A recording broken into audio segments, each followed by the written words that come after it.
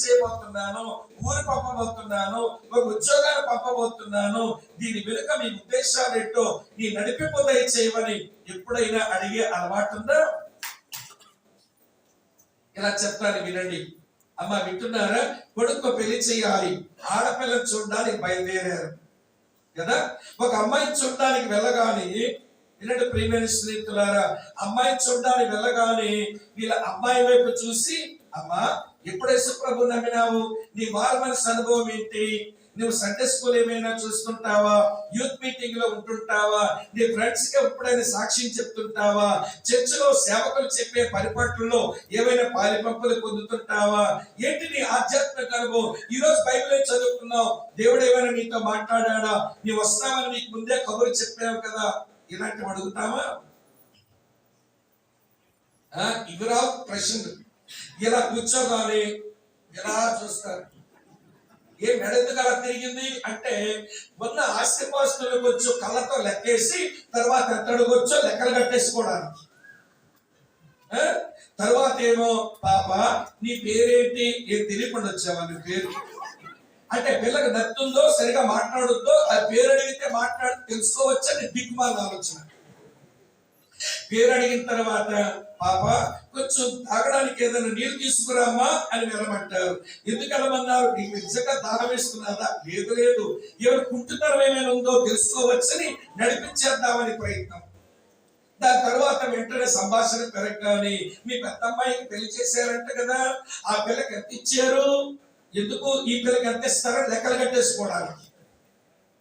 ప్రియమైన స్నేహితులారా, మారుమనసు పొందిందో లేదో మనకు అక్కర్లేదు. సంఘములో ఏమండి రక్షించబడిన బిడ్డగా ఎదిగిందో లేదో మనకు అక్కర్లేదు. సండే స్కూల్ చూసి అలవాటు ఉందో లేదో మనకి లెక్కలేదు. యూత్ మీటింగ్ లో కూర్చుంటుందో లేదో మనకి లెక్కలేదు. వినండి ప్రియులారా, అలాగనే దేవుని వాక్యం క్రమంగా చదువుకుని అలవాటు ఉందో లేదో మనకు అక్కర్లేదు. మనకు కావలసిందంతా ఏంటంటే, ఆ ఇంట్లో ఉందంతా మన ఇంట్లోకి వచ్చి పడుకోవాలి. మీరేమనుకోకపోతే చెప్తాను. ఏమండి, కుక్క బుద్ధి మొక్క దగ్గర తెలుస్తుంది, ఈ క్రైస్తవుల బుద్ధి కళ్యాణం దగ్గర తెలుస్తుంది. కుక్క బుద్ధి మొక్క దగ్గరే తెలుస్తుంది, ఈ క్రైస్తవుల బుద్ధి కళ్యాణం దగ్గర తెలుస్తుంది. పెళ్లి వచ్చేసరికి దేవుని చిత్తం, సేవకుల యొక్క ఆలోచనలు, పెద్దల యొక్క అంగీకారం ఇవేం అక్కర్లేదు మనకి. పెళ్లి అనగానే కాగుణంతో మొదలెడతారు. కాగుణంతం అంటే తెలుసా? కా అంటే కలగా ఉన్న పిల్ల కావాలంట. ఈ ఎలుబట్టి మొక్క వేసుకుని ఉంటాడు. కలగా ఉన్న పిల్ల కావాలంట. కాకు దీర్ఘమిస్తే కా అంటే కానుకలు తెచ్చే పిల్ల కావాలి. కాకు ఇస్తే కు అంటే ఈరుకొలం పిల్లే కావాలి. చూడండి కలం ఎట్లా తగలడిందో అని. ఆ కూకు దీర్ఘమిస్తే కు అంటే ఆ అబ్బాయిలను కూడబెట్టినంత లాక్కొచ్చే పిల్ల కావాలి. మరి నీ కొడుకు ఏం చేస్తాడు? దిమ్మకొక్కులాగా ఆడపిల్ల తెచ్చిందని కూర్చొని వేస్తాడా? ఓ పందిలాగా అడుక్కోవడానికైనా మనకి సిగ్గుండాలి కదండి. అలా ఆశించడానికైనా మనకి ఎవరి ఇంకతి జ్ఞానం పరిచయాలి కదా. జీవము గల దేవుని పిల్లలం, పాప క్షమాపణ పొందిన వాళ్ళం, రక్షించబడిన వాళ్ళం, వీటన్నిటిని అధిగమించిన వాళ్ళం. మీరు శరీర సంబంధం కాదు, ఆత్మ సంబంధం అన్నట్టుగా జీవించవలసిన మనం ఎంత శరీర సంబంధాలు ఉన్నామో చూడండి. ఇక్కడ ఉన్నారా మీరంతా? అర్థమవుతుందా? ఇప్పుడు విషయం చెప్తాను మీరు. ఏది దేవుని చిత్తం? పెళ్లికి లేదు, ఒక పనికి లేదు, ఒక కార్యక్రమానికి లేదు, దేనికి లేదు. నీ బుర్రలో పురుగు తిరుగుద్ది, ఆ ప్రకారం చేసుకుంటూ పోతావు. మళ్ళీ మేము దేవుని బిడ్డలమని ఎవరి చక్కలు గుద్దుకొని ఎవరి జబ్బాడు సచ్చుకుంటున్నాడు. శబాష్ వద్దు, అది కాదు దేవుని గణపరిచే విధానం. దేవుని గణపరిచేవారు దేవుని చిత్తమును తెలుసుకొని దాన్ని నెరవేర్చాలి అని ప్రాకులాడతారు. వినండి, అందుకని యోహాను మాట రాశాడు. చదువుతున్నాను చూడండి. 1 యోహాను పత్రిక 2వ అధ్యాయం 17వ వచనం మీకు చదివి వినిపిస్తాను. 1 యోహాను పత్రిక 2:17 చూడండి ఏం రాస్తుందో. లోకము దాని ఆశలు ఏమైపోతాయిటమ్మా? లోకము దాని ఆశయు గతించిపోచున్నవి కానీ దేవుని చిత్తము జరిగించువాడు, చెప్పండి, నిరంతరము నిలుచును. దేవుని చిత్తము చేసేవారు నిరంతరము జీవిస్తారు. లోకము దాని ఆశ గతించిపోతాడు. ఇంకొక విషయం మీతో చెప్పనా? దేవుని ఒకవేళ దేవా నీ చిత్తం నాకు తెలుసుకోవాలనింది, నీకు చిత్తం చేయడం నాకెంతో సంతోషకరం ఆయన, నీ చిత్తం బయలుపరచవా అని అంటే ఆయన చెబుతానని ఆయనే మాటిచ్చాడు. చూపిస్తాను చూడండి. ఈ మాట ఇలా రాసి ఉంది. ఈ కీర్తన గ్రంథం నుంచి 32వ కీర్తన 8వ చరణం. కీర్తన గ్రంథం నుంచి 32వ కీర్తన 8వ చరణం చూడండి ఏమి రాసిందో. నీకు ఉపదేశము చేసేదను, నీవు నడవవలసిన మార్గమును నీకు బోధించేదను, నీ మీద దృష్టి ఉంచి నీకు చెప్పండి ఆలోచన చెప్పేదను. నీకు ఉపదేశం చేస్తా, నీకు బోధ చేస్తా, నీకు నేను ఆలోచన కూడా చెప్తా. నువ్వు నా వైపు చూసి నా చిత్తం చేయడానికి ఆశపడితే నేను నీకు నా చిత్తం బయలుపరచడానికి నేను ఎప్పుడూ సన్నద్ధంగానే ఉన్నాను అని ప్రభు వాగ్దానం చేస్తూ ఉంటే, ఈరోజు దేవుని చిత్తం ఎరగాలి, దేవుని చిత్తం మన జీవితంలో జరగాలి, తద్వారా దేవునికి మహిమ రావాలి, మనము మన కుటుంబాలు అవి ఆశీర్వదించబడాలని తపన చచ్చిన రోజులో బతుకుతున్నాం మనం. అమ్మ అర్థమవుతుందా? ఈ బోర్లో ఉన్న ఆయన ఏంటి? దేవుని చిత్తం తెలిసినా చేయడంట. మరి ఆయన ఏంటి? దేవుని చిత్తం తెలియకపోయినా అడిగి మరి దేవుని చిత్తం తెలుసుకొని ఆ ప్రకారం చేసేవాడు.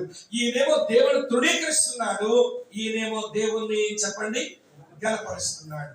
సరే, ప్రధాన నియమం కింద మొదట చిన్న నియమం ఒకటి అయింది. రెండో చిన్న నియమం చెప్తాను వినండి. రెండో చిన్న నియమం ఏంటంటే దేవుని సమయాల కొరకు వేచి ఉండడం. Waiting upon God's time. దేవుని సమయాల వరకు వేచి ఉండడం. ప్రియులారా రండి, ఈ బోర్లో ఉన్న సంగతి చూద్దాం. మళ్ళీ మొదటి సమయాల గ్రంథం మళ్ళీ చదువుతున్నాను 13వ అధ్యాయం చూడండి ఇలా రాసి ఉంది. ఇందాక చదివిన మాటలే సమయం గురించి కూడా సరిపోతాయి ఆ మాటలు. సమయాలు మొదటి గ్రంథం 13వ అధ్యాయంలో ఇలా చదువుతున్నాను చూడండి 11వ వచనం. సమూయేలు అతనితో నీవు చేసిన పని ఏమని అడిగాను. అందుకు సౌలు చెరుడు నా యుద్ధ నుండి చెదిరిపోవటియు, నిర్ణయ కాలమున నీవు రాకపోవటియు, ఫిలిష్తీయులు విపక్షులు కూడి ఉండుట నేను చూచి యెహోవాను శాంతిపరచుటకై ఫిలిష్తీయులు గిల్గాలకు వచ్చి నా మీద పడుదురు అనుకుని నా అంతట నేనే సాహసించి దహన బలి అర్పించాను. అక్కడ నిర్ణయ కాలము అని రాసి ఉంది. ఒక విషయం అడుగుతా, నాకు చెప్పండి. ఇలాంటి కాలేజీకి వెళ్ళే పిల్లలు ఉంటారు కదా, నిర్ణయ కాలం అంటే టైం టేబుల్ అన్నమాట. ప్రిన్సిపాల్ గారు మీకు టైం టేబుల్ ఇచ్చి ఈ ప్రకారంగా మీరు రండి అని పిలుస్తారా, లేదా ప్రిన్సిపాల్ గారు ముందుకెళ్ళి ప్రిన్సిపాల్ గారు మీకు టైం టేబుల్ వేసుకోవడమే రాదు, నేను మీకు టైం టేబుల్ ఇస్తాను, ఈ ప్రకారం కాలేజీ నడిపించుకోండి అని స్టూడెంట్స్ టైం టేబుల్ ఇస్తారా? ఇక్కడ ఉన్నారా లేదా? ప్రిన్సిపాల్ టైం టేబుల్ ఇవ్వాలి. ప్రిన్సిపాల్ కి మనం టైం టేబుల్ ఇవ్వకూడదు. ఒక ప్రిన్సిపాల్ కి మనం టైం టేబుల్ గా ఇస్తే ఎవడు యూడిసి క్లర్క్ ని పిలిచి, బాబు ఇవి నాకు టైం టేబుల్ ఇచ్చి అది పెద్ద చదవర అయిపోయింది, తీసి చింటి పంపించానండి దిక్కుమాల అమ్మాయి. నాకు టైం టేబుల్ ఇస్తుందంట, నేను టైం టేబుల్ ఇచ్చి కాలేజీ నడుపుకోవాలా, లేకపోతే ఈమె నాకు టైం టేబుల్ ఇస్తుందా అంటాడు కదా. ఇప్పుడు ప్రవక్తకు సౌలు గారు టైం టేబుల్ ఇస్తారా, లేదా సౌలు గారు ప్రవక్త టైం టేబుల్ ఇవ్వాలా? నాకు చెప్పండి. బాబు నేను వస్తానని చెప్పాడు, ఆయన వచ్చే వరకు వేచి ఉండాలి. అంతేగాని దేవుని చిత్తము కానీ రాజువైన నీవు ఒక యాజకుడిలాగా పనిచేసి దేవుని కోపం తెప్పించే పాడు పని ఎందుకు చేయటం అని అంటే, దేవుని సమయాల వరకు వేచి ఉండడం ఈయనకి చేత కదా. అమ్మా వింటున్నారా? అర్థమవుతుందా? సరే, ఈ బోర్లో నేను సంగతి చూద్దామనండి. సమూయేలు 2వ గ్రంథం. అక్కడక్కడ నా మాటలు కొంచెం పరుషమైన మాటలు వాడుతుంటాను, దిక్కుమాలిన అలాంటివి. శ్రీకాకుళం వాడి కదా, ఇలాంటి పరుషమైన మాటలు ఉంటాయి, ఏమనుకోకండి. వినండి, విషయం అయితే తెలుసుకోండి. సమూయేలు 2వ గ్రంథం 2వ అధ్యాయంలో చదువుతున్నా చూడండి 4వ వచనం ఏమి రాస్తుందో. సమూయేలు 2వ గ్రంథం 2వ అధ్యాయం 4వ వచనం.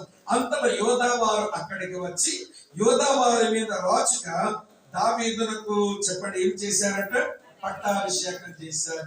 అభిషేకం సౌలు చేశాడు, యోధావారు పట్టాభిషేకం చేశారు.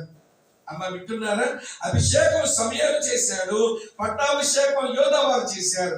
అభిషేకానికి పట్టాభిషేకానికి మధ్య సమయం 13 సంవత్సరాలు. సమూయేలు దావీదును రాజుగా అభిషేకం చేసినప్పటి నుంచి దావీదు జీవితంలో ఎన్ని విజయాలో చెప్పలేదు. ఇన్ని విజయాలు కలిగినటువంటి వాడు సౌలు యొక్క అంతఃపురంలోకి వచ్చి యోధుల మీద నియమించబడిన వాడు, సహస్రాధిపతిగా చేయబడిన వాడు, యుద్ధానికి వెళ్తున్నప్పుడు అందరికంటే ముందు వెళ్తున్న వాడు ఒకసారి నిలబడి, ఎవడరా సౌలు రాజు, ఈ రోజు నుంచి నేనే రాజును అని ఒకవేళ అనుంటే ఆపే వాళ్ళు దావీదుకి ఎవరు లేరు. ఎందుకంటారా? యోధులందరికీ దావీదంటే ఇష్టం. రాజుగారి కుమార్తె అయిన మీకాలకు కూడా దావీదంటేనే ఇష్టం. రాజుగారి కుమారుడైన యోనాతానుకు దావీదంటేనే ఇష్టం. రాజు కొడుకు ప్రియమైన వాడు, స్నేహితుడు, రాజు కుమార్తెకు ప్రియుడు, అలాగనే రాజుగారి యోధులకు ఇష్టమైన వాడు, ప్రజలందరికీ కూడా ఇష్టమైన వాడు లేచి నిలబడి నేను రాజును, సౌలే రాజు అని అంటే ఎవ్వరు ఆపరు గాని ఎప్పుడు దావీదు పిచ్చి ప్రయత్నం చేయరా. అభిషేకించబడిన తర్వాత పట్టాభిషేకం చేయబడే వరకు దేవుడు ఏ శిక్షణలో తనను ఉంచుతాడో, ఎక్కడెక్కడ తీసుకుని వెళ్తాడో, ఏమేమి పాఠాలు నేర్చుకోవాలో దేవుడి సమయంలో దేవుడు నన్ను పట్టాభిషేకం చేయిస్తాడు. నేను తొందరపడను అనుకుని 17వ ఏట అభిషేకం పొందిన వాడు 30వ ఏట పట్టాభిషేకం పొందే వరకు 13 సంవత్సరాలు దేవుని సమయాల కొరకు వేచి ఉన్నాడు. అమ్మా వింటున్నారా? దేవుని సమయాల కొరకు వేచి ఉండని సౌలు దేవుని తృణీకరించిన వాడందామా, గణపరిచిన వాడందామా? కొంచెం మాట్లాడుతూ ఉండండి, మీరు నాకు కొంచెం అర్థం అవుతారు. గణపరిచిన వాడందామా, తృణీకరించిన వాడందామా? గణపరిచిన వాడందామా? మీరు ఆలోచించి మాట్లాడడం లేదు. ఒక ఆయన అన్నాడు, before open your mouth engage your mind అన్నాడు. మన నోరు తెరిచి మాట్లాడే ముందు మనసు బాగా ఆలోచించారంట. అదర్వైజ్ జిప్ యువర్ మౌత్ అన్నాడు. నోటికి తాళం వేసేసుకోండి, బాగా ఆలోచించి చెప్పాలి మీరు. ఇప్పుడు సౌలు దేవుని సమయం కొరకు వేచి ఉండక తన ఇష్టం వచ్చినట్టుగా పనిచేస్తున్నవాడు దేవుని గణపరిచిన వాడా, దేవుని తృణీకరించిన వాడా? కరెక్ట్ చెప్పారు. ఇప్పుడు దేవుని సమయాల వరకు వేచి ఉన్న దావీదు దేవుని తృణీకరించిన వాడా, దేవుని గణపరిచిన వాడా? సరే, బాగా చెప్పారు కీర్తనలు, తీర్పులు. మీ సంగతి చెప్తాను ఇప్పుడు. మరి దేవుని సమయాల కొరకు వేచి ఉండడం మనకు చేతనగునా?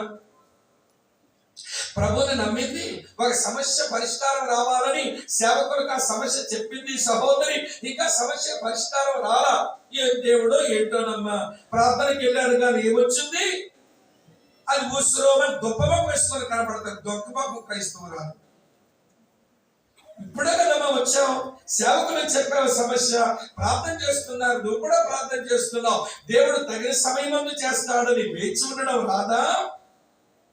కూతురు పిల్లవాళ్ళని వచ్చిందట ఈ సహోదరి మందిరానికి. ప్రభు నమ్మి ఒక 2 నెలలు కూడా కాలేదు, ఇంకా పెళ్ళవ్వలేదండి అంటే నువ్వు పెళ్లి అనుకోగానే ఇంటి ముందు బాజా తిరిగి మోగిపోవాలా నీకు?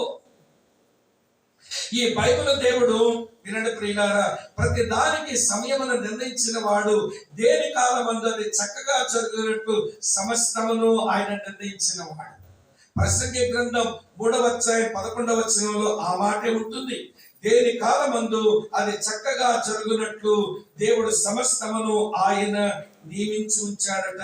చూడండి 11వ వచనంలో, దేని కాలమందు అది చక్కగా ఉండినట్లు సమస్తమును ఆయన నియమించు. మనం అనుకున్నట్టుగా జరగవు. దేవుడు ఎప్పుడు తొందరపడేవాడు కాదు. గాడ్ ఈస్ నాట్ ఎట్ హరీ. దేవుడు ఎప్పుడు తొందరపాటు పనులు చేయడు. తొందరపాటు పనులు చేసి చిచ్చి చిచ్చి ఇట్లా చేశారేంటబ్బా అని ఆయన చేతులు విదిలించుకొని వైరాగ్యంలోకి వెళ్లాల్సిన అవసరం దేవునికి ఎప్పుడు ఉండదు. దేవుడు దేని కాలమందు అది చక్కగా చేసేవాడు. ఆయన పెట్టుకున్న టైం టేబుల్ ప్రకారం ఆయన కార్యాలు చేసుకుంటూ వెళతాడు. అమ్మా వింటున్నారా? ఇప్పుడు అర్థమయ్యేలా చెప్తాను. ఆదికాండం 3వ అధ్యాయం 15వ వచనంలో స్త్రీ సంతానంగా వస్తానని చెప్పినాడు ఆదాముతో. ఏదైనా తోటలో ఆదాముతో స్త్రీ సంతానంగా మెస్సియా ఈ లోకానికి వస్తానని చెప్పాడు. వెంటనే వచ్చాడా? ఎన్ని వేల సంవత్సరాలు పట్టిందో. గలతీ 4:4 పౌలు భక్తుడు రాస్తాడు, ఏమంటాడో తెలుసా? కాలం సంపూర్ణమైనప్పుడు దేవుడు తన కుమారుని స్త్రీ సంతానంగా పంపించాడు. ఎంత టైం తీసుకున్నాడో. సరే, ఈ లోకములకు వచ్చిన యేసు ప్రభు వారు, అమ్మ వింటున్నారా? ఈ లోకానికి వచ్చిన యేసు ప్రభు వారు ఏమంటే సేవ ఆరంభించి ఒక పెట్టికి పోయినాడు. ఆ పెట్టిలో ద్రాక్షరసం అయిపోయింది. మరి అక్కడే ఉంది కనుక వచ్చి, నాయన ద్రాక్షరసం అయిపోయింది, ఏదన్నా చేసి పెట్టంటే యేసు ప్రభు అన్న మాట ఏంటి? అమ్మా నాతో నీకేమి పని, నా సమయం ఇంకా రాలేదు. నేను పరలోకం నుంచి భూలోకాలు రావడానికి ఒక టైం ఉంది, అప్పుడే వచ్చాను. నేను దేవుని కుమారుడని అందరూ గమనించేలా ఏదో చేయడానికి దానికి ఒక టైం ఉంది, అప్పుడే నేను రుజువుపరుచుకుంటా, నన్ను తొందర చేయొద్దు అన్నాడు. శిష్యులంతా ఒక దగ్గర చేరన్నారు. ప్రభువా, యెరూషలేములో పండగ జరుగుతున్నది, మనమంతా పండగ పోదామని అడిగారు. యోహాను సువార్త 7వ అధ్యాయంలో. అప్పుడు యేసు ప్రభువారు ఏమన్నారో తెలుసా? మీ సమయం ఎల్లప్పుడూ నీ దగ్గరే ఉంది, నా సమయం ఇంకా రాలేదు అన్నాడు. అక్కడ నుంచి ఇక్కడ రావడానికంటూ ఒక టైం ఉంది, భూమి మీద కార్యం చేయడానికంటూ నాకు ఒక టైం ఉంది, నేను యెరూషలేము వెళ్ళడానికంటూ నాకు ఒక టైం ఉంది. అదే యేసు ప్రభువారు యోహాను సువార్త 17వ అధ్యాయంలో అతను ప్రార్థన చేస్తుంటారు, తండ్రి నా గడియ వచ్చి ఉన్నది. నేను యెరూషలేము వెళ్ళడానికి, నేను శత్రువుల చేతులు అప్పగించబడ్డానికి, నేను ప్రాణం పెట్టడానికి టైం వచ్చింది, తండ్రి నా గడియ వచ్చి ఉన్నది. అబ్బా, ఎంత చక్కగా ఉందండి అతని టైం టేబుల్. దేని కాలమందు అది చక్కగా జరుగునట్లు సమస్తము నియమించిన దేవుడు ఆయన సమయాల్లో ఆయన పనులు చేస్తాడు. మన పనేమిటి అంటే ఆయన సమయాల కొరకు మనం వేచి ఉండడం మనకి చేత కావాలి. అమ్మ వింటున్నారా? ఇలా చెప్తాను వినండి. చెడ్డతనలు మీకే టైం బాగా తెలుస్తుంది, పరలోకమందున దేవునికి ఎంత బాగా తెలుస్తుందో మాకేం టైం తెలుసండి అని మీరు అంటారేమో. వివరిస్తాను వినండి. నీ కడుపును పుట్టిన 4 సంవత్సరాల పిల్ల నువ్వు ఉల్లిపాయలు కోస్తుంటే, వంకాయలు కోస్తుంటే, అమ్మా నేను కోస్తాను, ఆ కత్తి నాకు ఇవ్వు అని అడిగితే, నా తల్లివి కదమ్మా, నా బంగారం కదమ్మా, నా సింగారం కదమ్మా, వద్దమ్మా కత్తిపీట, నువ్వు బయటికి వెళ్ళి ఆడుకోమ్మా అని తాడిచ్చావు. ఆ పిల్ల బయటికి వెళ్ళి స్కిప్పింగ్ లో పాడుకుంటుంది. ఇప్పుడు అదే పిల్లకి 18 సంవత్సరాలు వచ్చాయి, మళ్ళీ తాడు పట్టుకొని బయటికి వెళ్ళిపోతుంది. ఎందుకు? ఆడుకోవడానికి. ఇప్పుడు ఆ పెద్ద కూతురు చూసి, నా బంగారు కదమ్మా, నా బుజ్జివి కదే, నా కన్నవి కదే, నా లొల్లివి కదే, తాడట ఆడుకోమ్మా అని సంతోషంగా చెప్తారా తల్లులు? మీరు అప్పుడు ఏమంటారో తెలుసా? చెప్పమంటారా? వస్తే తోలిన పోగా పందిలా అయ్యో సిగ్గులేదే, పనులు ఎప్పుడు నేర్చుకుంటాం? అత్తవారింటికి వెళ్తే మీ అత్త బుగ్గబడి పడుస్తుంది, పనులు పోతాయి. మీ భర్త మీ మేనమామని ఏపుకు తినేస్తారే పని రాకపోతే, రా వచ్చి పోయి పని నేర్చుకో అని కత్తి పెట్టిస్తాం. అరే 18 సంవత్సరాల పిల్లకు కత్తి పెట్టివ్వడం న్యాయం, 4 సంవత్సరాల పిల్లకు కత్తి పెట్టివ్వడం సరికాదు అని చెడ్డ తల్లిని నీకెంత బాగా తెలిస్తే, మనల్ని సృష్టించి మన పాపశాపాల కొరకు మరణించి మనకు రక్షణ భాగ్యం ప్రసాదించిన దేవునికి ఏ సమయంలో ఏది చెయ్యాలో అది ఆయనకు బాగా తెలియదా? కానీ విచారం ఏంటో తెలుసా? మన దేవుని సమయాల వరకు వేచి ఉండి దేవుని గణపరచడం మనం నేర్చుకోలేకపోతున్నాం. నేను మందిరాలు చూస్తుంటాను, నేను చర్చి సంఘ సేవలో ఉన్నాను కనుక సంఘస్థుల యొక్క వైఖరి నాకు బాగా తెలుస్తుంటుంది. భూస్రోమని వస్తుంటారు, ఏంటో ఏమి అవ్వడం లేదు, దేవుడు ఏమి చేయటం లేదు, అడుగుతున్నాను, దేవుడి వైపు చూస్తున్నాను, దేవుడు ఏమి చేయటం లేదని భూస్రోమని కనబడతారు. ఇది మనకు తగదు. చెడ్డ తల్లుల కంటే ఆయన మంచి తండ్రి. ఏ సమయంలో ఏది చేయాలో అది ఆయనకు చాలా బాగా తెలుస్తుంది. ఆ సమయంలో ఆయన చేస్తాడు. ఆయన చేసే వరకు వేచి ఉండే వాళ్ళు, ఆయన గణపరిచే వాళ్ళు, తొందరపడే వాళ్ళు, ఆయన తృణీకరించే వాళ్ళు. అమ్మా వింటున్నారా? సౌలేమో దేవుడు తృణీకరించేవాడని ఏర్పరడు ఎంత బాగా తీర్పు చెప్పారో. దావీదు దేవుని గణపరిచేవాడు, దేవుని సమయాల వరకు వేచి ఉన్నాడని ఎంత బాగా తీర్పు చెప్పారో. మరి మీ సంగతి? దేవుని సమయాల వరకు వేచి ఉండడం అది మనకు చేతనవుతుందా?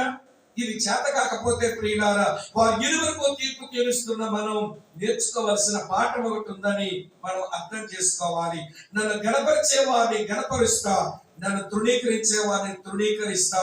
నా చిత్తము చేసేవారు నన్ను గణపరిచేవారు, నా సమయాల కొరకు వేచి ఉండేవారు నన్ను గణపరిచేవారు.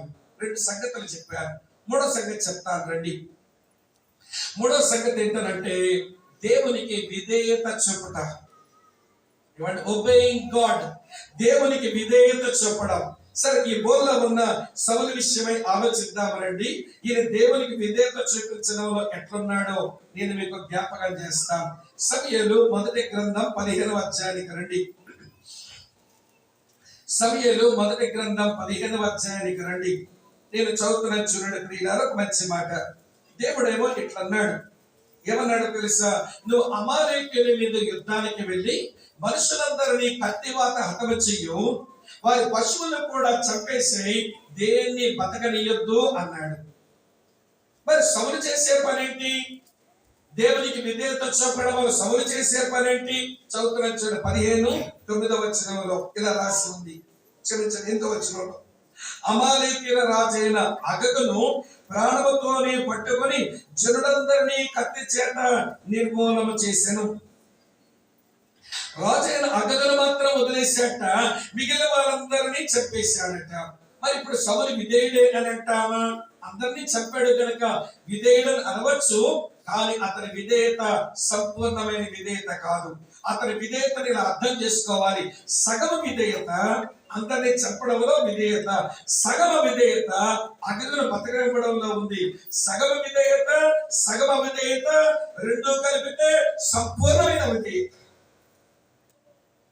Partial obedience plus partial disobedience is equal to perfect disobedience. ఈ రోజు క్రైస్తవులకు ఇదే వచ్చు. ఒక విషయంలో విధేయత చూపుతాము, మరో విషయంలో అవిధేయత కనపరుస్తాము. అప్పుడు మన దగ్గర ఉండేది ఏంటో తెలుసా?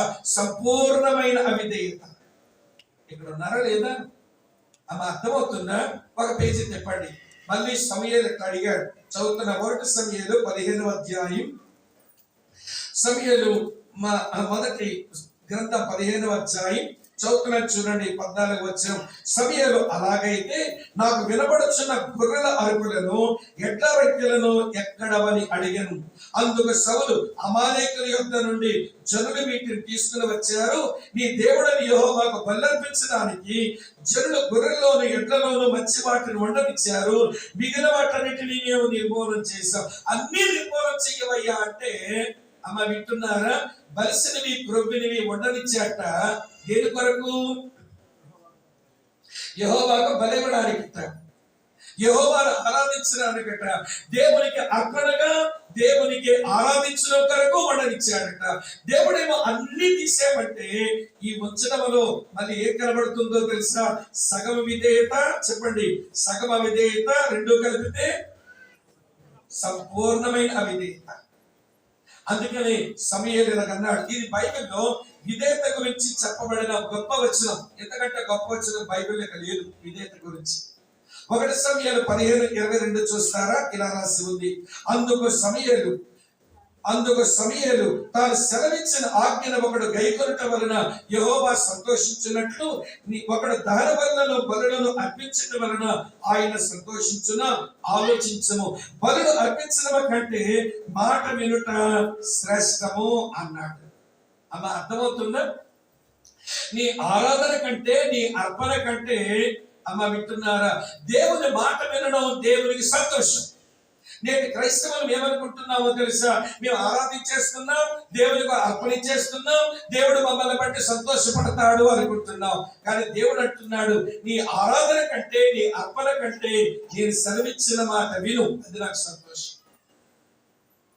ఇది అర్థమయ్యేలా చెప్తాను, బాగా వినండి.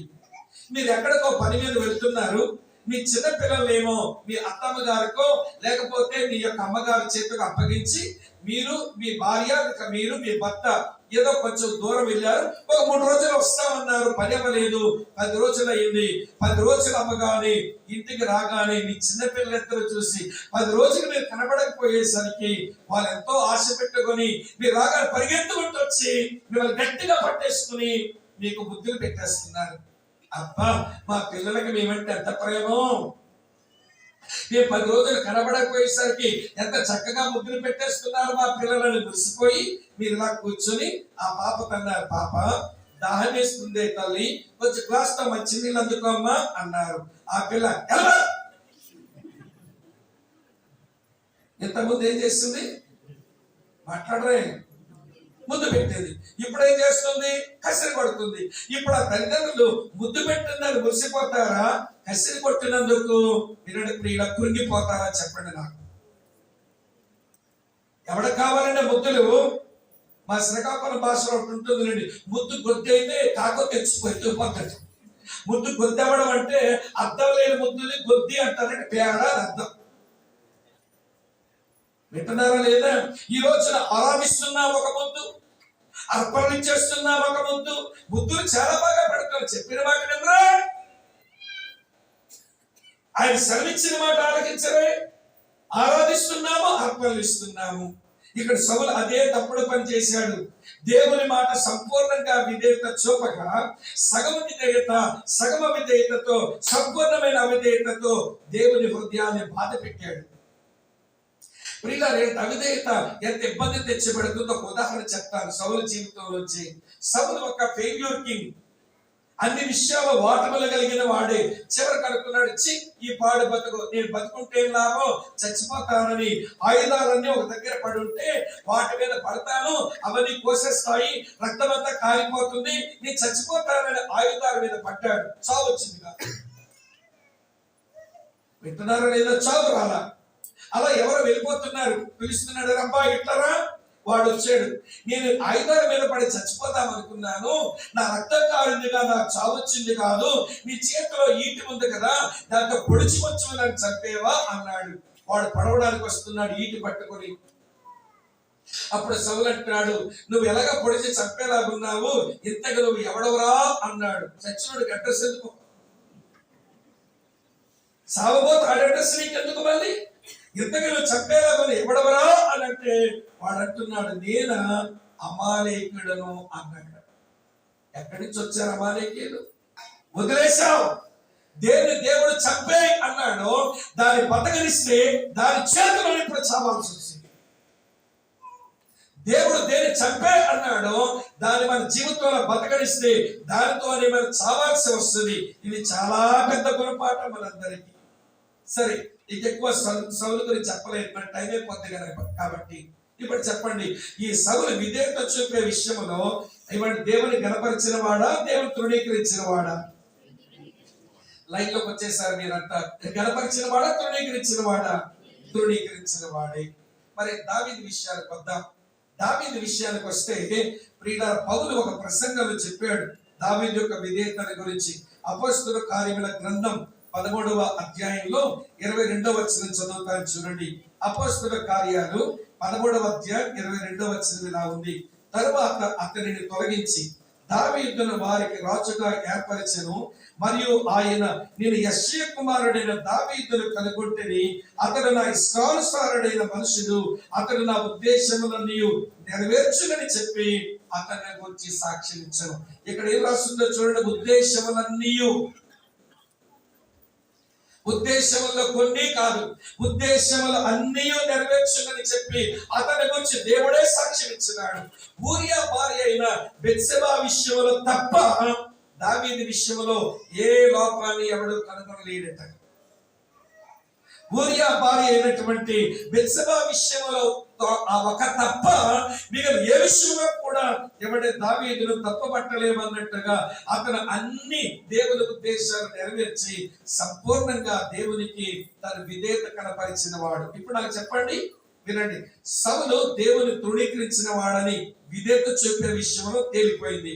ఇప్పుడు దావీదు విధేయత చూపడంలో ఎట్లాంటి వాడని తెలిసింది మనకు? దేవుణ్ణి గణపరిచిన వాడని తెలుస్తా ఉంది. ఇప్పుడు మన వరకు వద్దాం. మనము దేవునికి విధేయత చూపడంలో దేవుని తృణీకరించిన వారమా, దేవుని గణపరిచిన వారమా? ఇది మనం ఆలోచించాలిగా ఈ ఉజ్జీవ కూడికల్లో. వినండి ప్రియమైన సోదరి స్నేహితులారా, వినండి. ప్రభువైన యేసుక్రీస్తు లాంటి వాడే తాను పొందిన శ్రమల వలన విధేయత నేర్చుకున్నట్ట. ఆ మాట ఉంటుందిగా. హెబ్రీయులకు రాసిన పత్రిక 5వ అధ్యాయంలో ఇలా చదువుతాం ప్రియులారా, 8వ వచనం. ఆయన కుమారుడై ఉండి తాను పొందిన శ్రమల వలన చెప్పండి ఏమి నేర్చుకునేను? విధేయత నేర్చుకునేను. ఎంతవరకు విధేయత చూపించాడట ఆయన? ఫిలిప్పీయులకు రాసిన పత్రిక 2వ అధ్యాయం ప్రియులారా 8వ వచనంలో రాసి ఉంటుంది. ఆయన ఆకారమందు మనుషుడిగా కనబడి మరణము పొందునంతగా, అనగా శిలువ మరణం పొందునంతగా విధేయత చూపిన వాడై అని రాసిన. Submission unto the cross. శిలువ మరణం వరకు విధేయత చూపిన వాడు. ప్రియమైన సహోదరులారా, సోదరులారా, వినండి. ఈ రోజు విధేయత ఆశీర్వాదానికి తారతమ్యమైన మనకు తెలుసు. కానీ ఈ రోజున విధేయత చూపడంలో తప్పన లేదు. దేవుడు మాట్లాడాడు, దానికి నేను విధేయత చూపాలి, నా జీవితంలో దేవుని వాక్యం నెరవేర్పుకు రావాలన్న ఆలోచన ఉండదు. కానీ ఏదో వాక్యం విన్నాం, బాగుందంటే బాగుంది, బాగులేదంటే బాగలేదు, నచ్చిందంటే నచ్చింది, నచ్చలేదంటే నచ్చలేదు అన్నట్టు ఉంటారు. ఇది మనకు తగదు. దేవుని వాక్యమును అవలంబించాలి, దేవుని వాక్యముల విధేయత చూపాలి. మీకు కొంచెం పౌరుషానికైనా ఉపయోగపడుతుంది. ఒక అనుభవం చెప్తాను, వినండి. మా దగ్గర విజయనగరం జిల్లా నుంచి ఒక అబ్బాయి మా ప్రాంతాలకు ఏదో ఉద్యోగం కొరకు వచ్చాడు. మా దగ్గరకు వచ్చాక రక్షించబడి వాడు సంఘములో ఎదుగుతా అన్న ఉద్యోగం వదిలేస్తానన్న, సేవలో ఉండాలనుకుంటున్నానని మీరు తయారు చేసే శిష్యుల్లో అతగాడు ఒక డిసైపుల్ గా ఉండి వాక్యం నేర్చుకుంటాడు. చాలా బాగా నేర్చుకుంటాడు వాక్యం. వాక్యం నేర్చుకోవడమే కాదు, ఏదైనా వాక్యం తన ముందుకు వస్తే దానికి విధేయత చూపకుండా వాడు నిద్రపోడు. అంటాడన్నా, ఆదివారం నేను విన్న వాక్యం శనివారం లోపు నా జీవితంలో రాకపోతే ఆదివారం వాక్యం మీద హక్కే నాకు లేదనుకుంటానన్నా. ఆదివారం విన్న వాక్యము శనివారం లోపు నా జీవితంలోకి రాకపోతే మళ్ళీ ఆదివారం వాక్యం మీద హక్కే నాకు లేదనుకుంటానన్నా. అలాగే ఉంటాడు. అప్పుడు అలాగే ఉన్నాడు, ఇప్పుడు అలాగే ఉన్నాడు. సరే, మా చర్చిలో బుక్ బై బుక్ అట్లా ప్రసంగాలు చెప్తా ఉంటాను. సరే, వాడు ఉన్న టైంలో నేను రూతు గ్రంథం వాక్యం చెప్తూ నేను ప్రియులారా ఆ వరవడలో ఇట్లా అనేసాను. ఏమన్నానంటే, మన సంఘాలలో అందరూ యోసేపులేనా, మన సంఘాల బోయిజులు పట్టరా అన్నాను. యోసేపుకి బోయిజుకి తేడా ఏంటి? యోసేపు ఏమో ఆడపిల్ల చెడిపోతే రహస్యంగా వదిలేద్దాం అనుకుంటున్నాడు. బోయిసేమో చెడిపోయిన పిల్లగా బతుకునిచ్చినోడు అయ్యాడు. మన సంఘాలలో అందరూ యోసేపులేనా? ఆడపిల్ల ఏమైనా చెడిపోతే మాకు అక్కర్లేదు, పెళ్లి చేసుకోమంటున్నాం మనం. ఒకవేళ చెడిపోయిన ఆడపిల్లలు చేసుకుని బోయిసినట్లు ఎవరు పుట్టరా మన సంఘంలో అని నా ప్రసంగ క్రమంలో అట్లా చేశాను. భోంచేస్తా ఉన్నాను. ఆదివారం ఆరాధన అయిన తర్వాత ఎదురుకొచ్చి అన్నాడు, అన్నా నేను దేవుడు నాతో మాట్లాడుతున్నాడు, ఒక తీర్మానం చేశానన్నాడు. ఏంట్రా తమ్ముడు ఆ తీర్మానం అంటే? నేను బోయిసులు అవుతానన్నాడు. మరి నా పాప వచ్చేలా ఉన్నావు. వాళ్ళ ఇంట్లో ఎవరు యేసు ప్రభు నమ్మని ఒక్కడే నమ్మాడు. వాళ్ళ చిన్న ఆయన, వినండి ప్రియులారా, వాళ్ళ చిన్న ఆయన సాధువుల్లో రామభద్రపురంలో జిల్లా పరిషత్ చైర్మన్. పొలిటికల్ బ్యాక్గ్రౌండ్ ఉన్న కుటుంబం, బాగా ఆస్తిపాస్తులు ఉన్న కుటుంబం. వీళ్ళు యేసు ప్రభు మా దగ్గర ఉన్నందుకే వాళ్ళు మా మీద దేగడ పెట్టేస్తున్నారు బాగా. ఈడేమి ఇప్పుడు బోయిసులు అవుతారంటున్నాడు. మరి నా పప్పు ముచ్చేలాగా ఉందో, నువ్వు బోయిస్ అవ్వద్దు తమ్ముడు అంటే, దేవుడు మాట్లాడుతుంది, దేవుడు చెప్పొద్దా అన్నాడు. మీరు నేనే పడ్డాను, ఎందుకలా కలిసారా బాబు ప్రసంగం అనిపించింది. సరే, ఎట్లా తమ్ముడు అని అంటే, ఏం ఆలోచించొద్దన్నా, నేను ఇంటికి వెళ్తాను, నాకు 3 నెలల టైం ఇవ్వండి. నాన్నగారిని అమ్మగారు ఒక్కడే కొడుకండి, ఒక్కడే కొడుకు వచ్చారు, ఎకరాలు ఆస్తులు ఉన్నాయి వాళ్ళకి అంటాడు. మా అమ్మ నాతో మాట్లాడుకుని వస్తానన్నా, మా నాన్నగారు ఫోన్ చేస్తారు, ఈరోజు మీ డ్యూటీ ఏంటంటే ఓ చెడిపోయిన పిల్లని ఎతకండి నా కొరకు అన్నాడు. ఓ చెడిపోయిన పిల్లని వెతకండి. నేను వస్తాను, పెళ్లి చేసుకుంటానంటే ఇది అయ్యే పనేనా? ఏమవుతుందో ఏమనుకుంటే 3 నెలలకు కూడా అవ్వలేదండి. ప్రియులారా, 2 నెలలు అయింది. వాళ్ళ నాన్నగారు ఫోన్ చేశారు, బాబు మా అబ్బాయి ఏదో మీ దగ్గర ఉంటాడు కదా, వాడేమో దేవుని మాట నెరవేర్చాలి నా జీవితంలో, నేను విధేయుడు కావాలని తీర్మానం తీసుకున్నాడట. ఓ చెడిపోయిన పిల్లని పెళ్లి చేసుకుంటానన్నాడట. మరి మీకు ఎవరైనా చెడిపోయిన పిల్ల దొరికిందా బాబు అన్నాడు వాళ్ళ నాన్న. అందులో ఒక అమ్మాయి దొరికింది. ఆమె ఒక క్రైస్తవ వ్యతిరేకి, ఒక ఆర్ఎస్ఎస్ వాడు వల్ల మోసగించబడింది. ఆ పిల్ల మోసగించబడిన పిల్ల చెప్పుంటే బాగుండనేమో. పొట్టలో 7 నెలలు అయిపోయిన బిడ్డను అలాగే ఉంచేసుకుని చెప్పింది కాదు ఈ పిల్ల. చివరికి ఆ పిల్లకు ఒక పిల్లబడ పుట్టేసింది. పుట్టిన తర్వాత నేను చెప్పిన ఒక అమ్మాయి ఇంతవరకు వస్తారా అంటే, వస్తా బాబని వాళ్ళ ప్రాంతం నుంచి మా దగ్గరకు వచ్చేసరికి నేను ఆ పిల్లని రప్పించాను, చూపించాను. నా మనసులో ఏముందంటే, ఈ పిల్లని బట్టి వాళ్ళు పెళ్లి చేసుకోవడానికి అభ్యంతరం పెడితే ఆ పిల్లని మళ్ళీ పెంచుకుందాంలే, ఖచ్చితంగా ఈ పిల్లకి పెళ్లి అయితే మంచిదని నేను పిల్లని చూపించిన తర్వాత ఈ అబ్బాయి కొంచెం మరీ పెద్ద తెలుగు కాకపోయినా కొంచెం కొంచెం మంచి రంగు సామంచాయి పిల్లగాడు. నేను ఇప్పుడు చూపించిన ఈ అమ్మాయి పేరు దమయంతి. మా దమయంతి ఎంత బాగుంటుందంటే తారు కూడా కొంచెం బాగుంటుంది ఈ పిల్ల కంటే. నల్ల తారుముక్కలా ఉంటుంది ఈ అమ్మాయి. ఈడేమో చదువుకున్నాడు, ఈ పిల్లకి పొట్ట చిక్కు అక్షరం మొక్కలేదు. వీళ్ళేమో హాస్యపరుడు, ఈ పిల్లకేమో ఏమంటే ఒక చిన్న ఏమండి వరిగడ్డి ఏమండి గుడిసెలో బ్రతికే కుటుంబం ఇది. చూసుకున్న తర్వాత బాబు ఇంకేం మాటలు లేవండి, పెళ్ళి ఎప్పుడు చెప్పండి అంటున్నాడు వాళ్ళ నాన్న. అదేంటి అంకుల్ పెళ్లి రెడీ అయిపోదామా అంటే రెడీ అయిపోదాం బాబు అన్నాడు. అప్పుడు అన్నాను, అంకుల్ ఏమనుకోకండి, ఈ పిల్లను మీ ఇంటి కోడలుగా చేసుకోవడానికి, మీ అబ్బాయి పెళ్లి చేసుకోవడానికి మీరు సమ్మతించారు, నాకు నచ్చింది, కానీ ఈ పిల్లకు మరొక పిల్ల పుట్టింది అంకుల్, ఆ పిల్ల సంగతి ఏం చేద్దాం అన్నాను నేను. అదేంటండి స్వామిబాబు అలాగంటారు, తల్లిని పిల్లని వేరు చేయొచ్చా అండి? ఆ పిల్ల మా ఇంటి ఏమండి మనవరాలు అనుకుంటానండి, మా ఇంటి పేరు ఆ పిల్లకి ఇస్తాను, ఎవరి వల్ల పుట్టిందో అది ఆలోచించండి బాబు, మా ఇంటి పేరు ఇస్తాను, చొక్కా పని ఆ పిల్లకి పేరు పెట్టండి, మా ఇంటి పేరు, నాకు పెద్దబాబు నీ పిల్లే అన్నాడు ఒక హైందవుడు.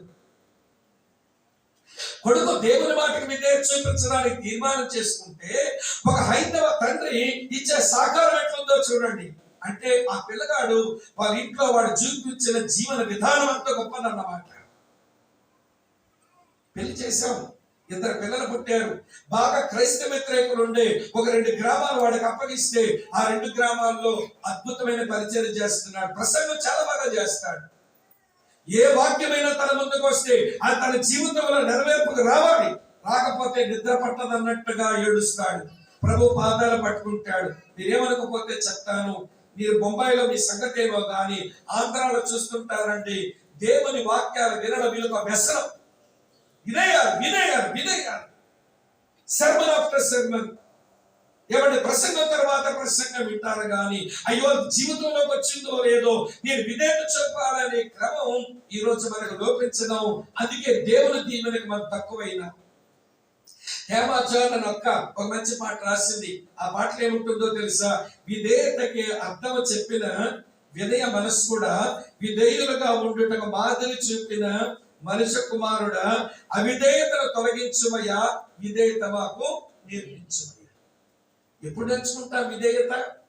దేవుని కుమారుడైన యేసుక్రీస్తే తాను పొందిన శ్రమల వలన ఆయన విధేయత నేర్చుకుంటే ఈరోజు ఏది మన విధేయత? విధేయత చూపే వాళ్ళు ఆయన గణపరిచే వాళ్ళు, అవిధేయత చూపే వాళ్ళు ఆయన తృణీకరించే వాళ్ళు.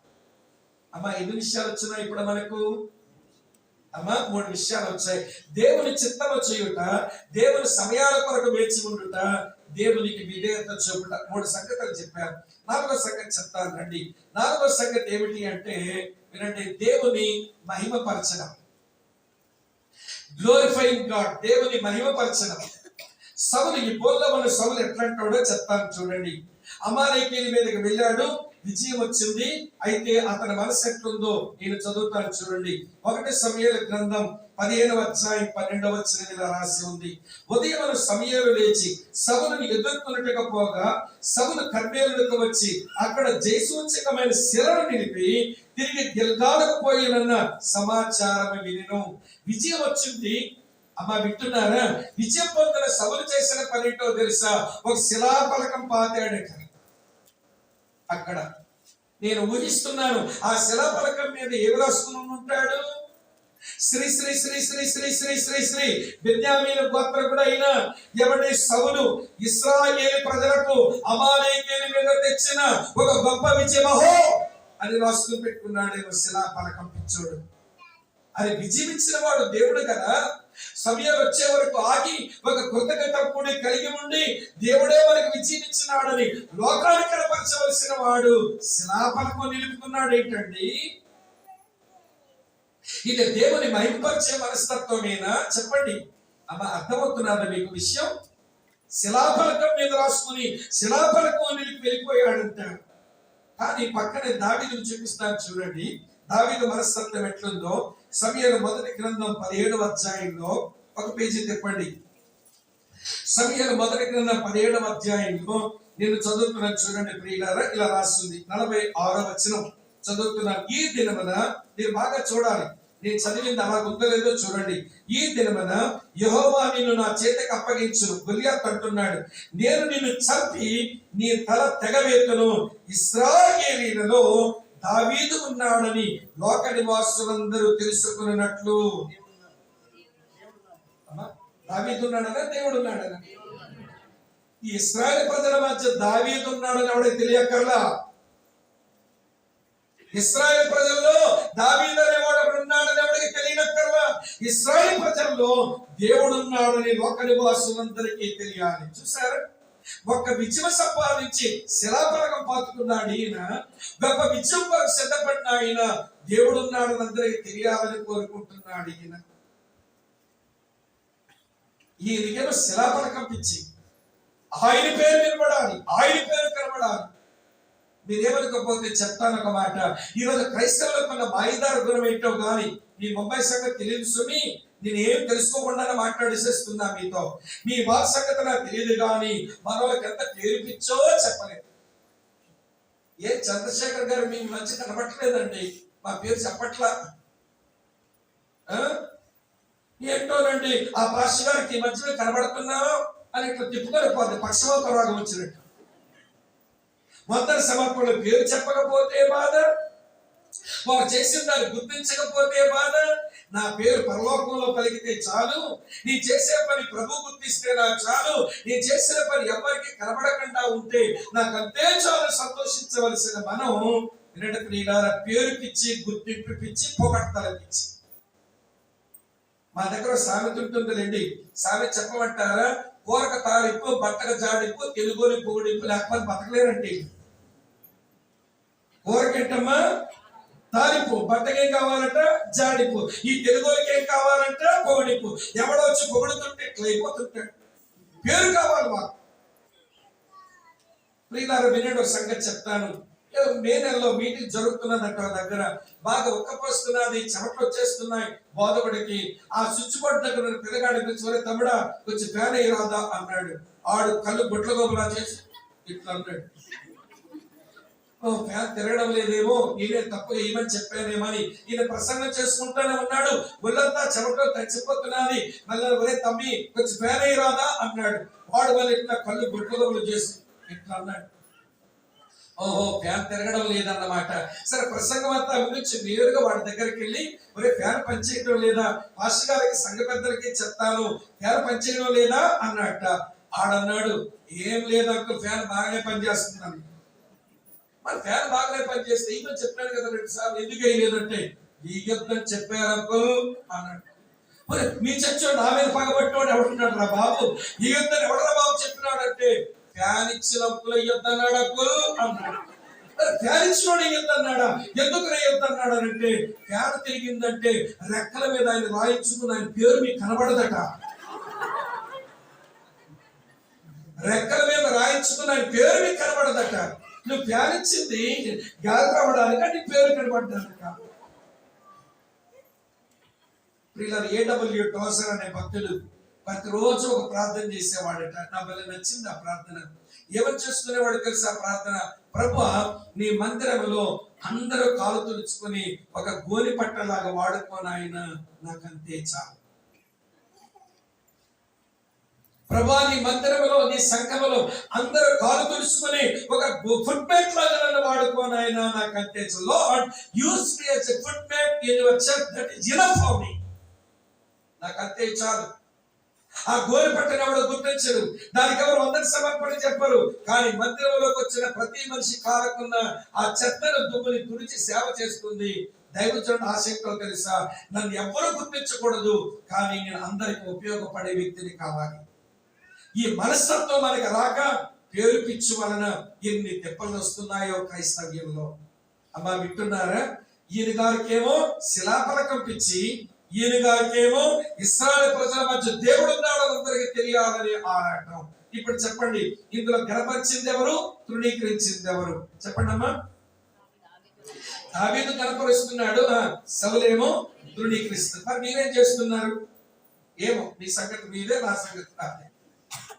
దేవుడే కనబడాలి, నేను కనబడకూడదు, నేను గుర్తించబడకూడదు అనే తపనతో బ్రతికే మనుషులమా పాస్టర్ గారు పట్టించుకోవాలి, సంఘ పెద్దలు పట్టించుకోవాలి, మా పేరు చెప్పాలి, అప్పుడప్పుడు మనం పొగడుతూ ఉండాలి, మేము ఇచ్చిన కానుక పేరు రుసులను ఇచ్చాము, మా కానుక డబ్బులు చెప్పాలి. ఏమిటో ఈ చమకబారు మనస్తత్వం, చిల్లర మనస్తత్వం. దీనితోనే ముక్కలైపోతున్నాయి.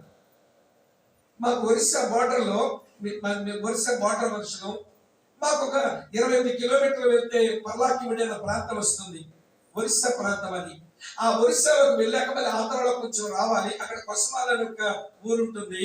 ఆ ఊర్లో చాలా కాలం కిందట చాలా మంది యేసు ప్రభు నమ్మేసుకున్నారు. వాళ్ళు మొదటి నుంచే క్రైస్తవులు కాదు. ఇక్కడ కొసమాల అనే ఊరంతా వెలమలు అనే కమ్యూనిటీ ఉంటుంది. దాని పక్కన వసుంధర అనే ఊరు ఉంటుంది. ఆ ఊరంతా కూడా కాపుల కుటుంబాలు ఉంటాయి. అందరూ యేసు ప్రభు నమ్మేశారు.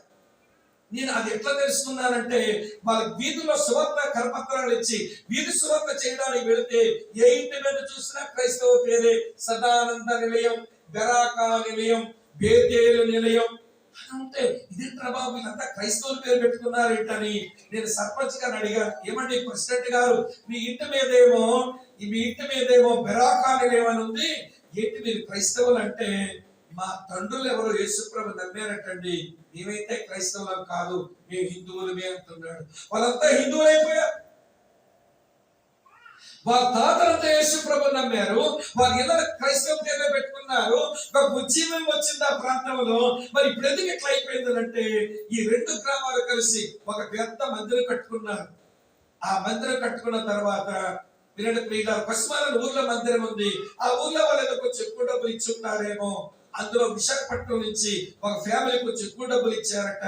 వాళ్ళు వైజాగ్ నుంచి వస్తా అని ఆ రాత్రి ఒక శిలాఫలకం ఏమంటే చెక్కించుకొని వారి పేర్లు రాయించుకొని రాత్రి 11 గంటలకు చేరారు. తెల్లవారితే డెడికేషన్ అవుతుంది మందిరంది.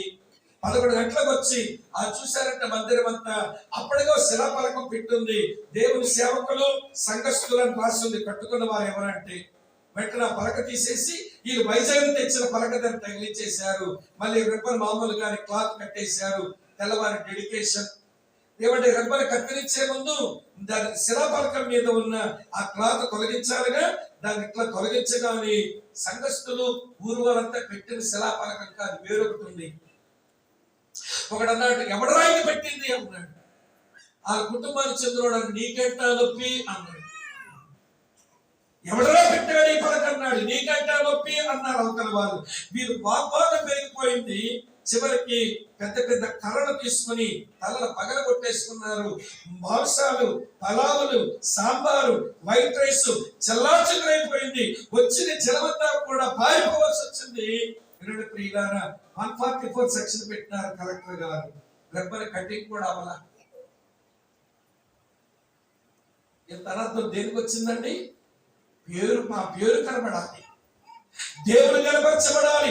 మాకు కాదు యెహోవా నీ నామానికే స్తుతి మహిమ కలగాలని మనస్తత్వం లేక మేము కనబడాలి, మేము గుర్తించబడాలని పాడు ఆలోచన ఉంది. చూశారు, కొన్ని సంవత్సరాల సంఘం ఆ మందిరం అలాగే మూతపడిపోయింది.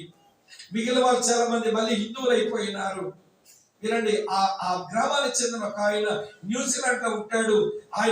ఆయన ఏదో మా యూట్యూబ్ లో చూసి నేను శ్రీకాకుళం వాడిని తెలుసుకొని ఆయన ఫోన్ చేసి, బాబు మా ఊర్లో ఈ పరిస్థితి జరిగింది, మందిరం మూతలు పడిపోయింది, ఏమో చల్లాచెదురు అయిపోయాము, మళ్ళీ ఆ పరిచయం కొంచెం మీరు తీసుకొని చెయ్యండి బాబు అని ఆ పెద్ద ఆయన బ్రతిమలాడితే ఇప్పుడు 13 సంవత్సరాలు అయింది. మళ్ళీ మందిరం తెరిచి ఎవడన్నీ బాగు చేసి పరిచయం చేస్తున్నాం. ఇప్పుడు 70-80 మంది వచ్చి ఆరాధన చేరుకుంటున్నారు. మళ్ళీ మైదార్పురం రాబోతుంది పేరు పిచ్చి.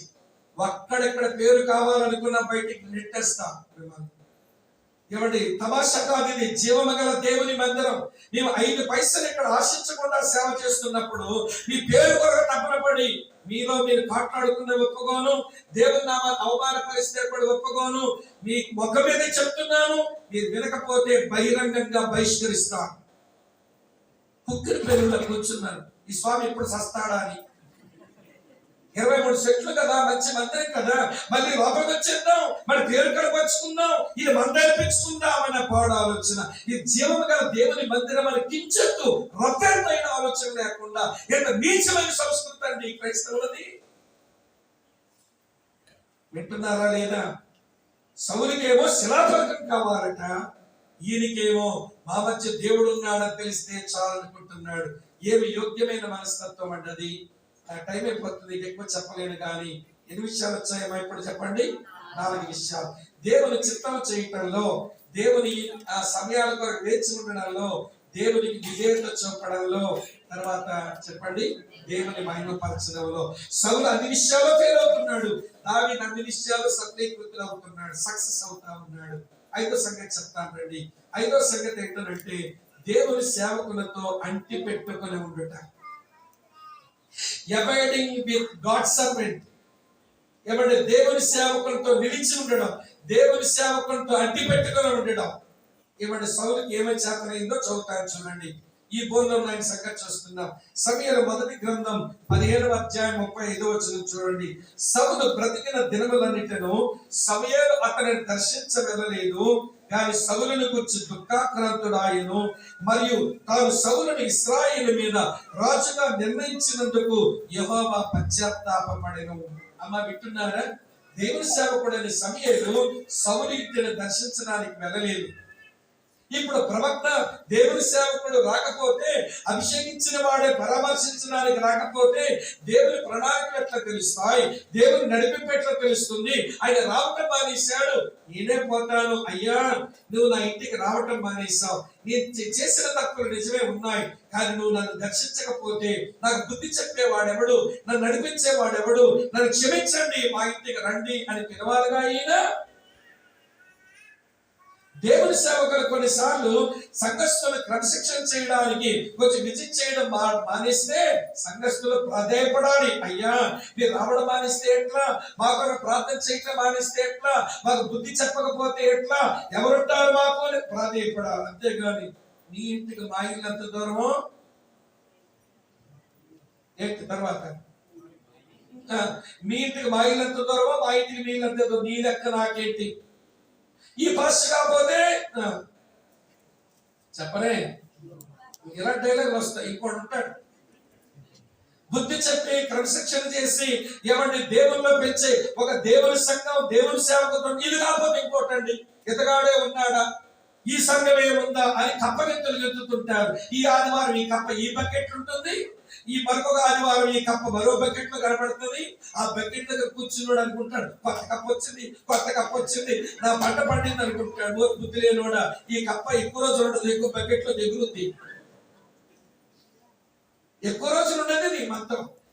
ఈ రోజు కొంతమంది కప్ప క్రైస్తవులు ఉంటారు, స్థానిక సంఘములు కనిపెట్టుకొని సేవకులకు నేతృత్వంలో క్రమశిక్షణలో పెరిగి యేసు ప్రభువు స్వార్థంలోకి వచ్చి ఆ దిశలో అడుగులు వేయవలసిన వాళ్ళం ఇక్కడొక వారం అక్కడొక ముగ్గులేస్తామే. ఏదైనా సంఘమే కదండి, అవును ఏదైనా బడేలే.